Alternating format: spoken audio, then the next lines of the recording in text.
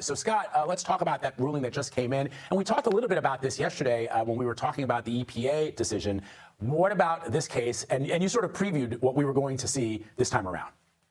Yeah. Well, this is a momentous decision, one that may not have a high profile like the immunity decision. But this case takes a sledgehammer to the power of federal agencies to interpret and administer the regulations that they're charged with enforcing. That may be the EPA, that could be the Labor Department, all the different agencies. What we're talking about here is what's called the Chevron Doctrine. It dates back 40 years, and basically it said, look, when a federal agency is enforcing and administering a law of Congress and there's some ambiguity, courts have to defer to the agency that enforces that regulation for its interpretation of that regulation. This Chevron doctrine has been under attack by conservatives now for the last couple of decades. And today, the Supreme Court sided with conservatives.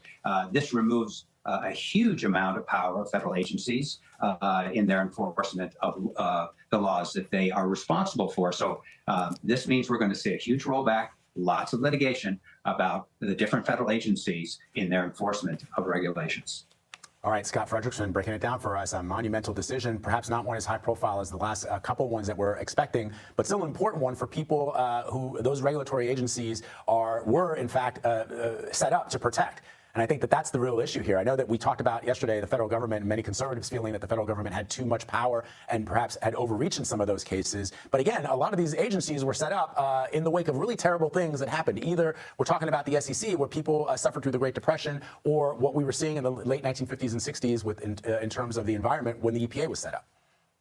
Well, you're 100% right, Vlad. I think we're really going to see that in the area of the EPA, having to do with water pollution, air pollution. You know, people forget that back in the 70s, 60s and 70s, our rivers were on fire. You couldn't see our cities because of smog.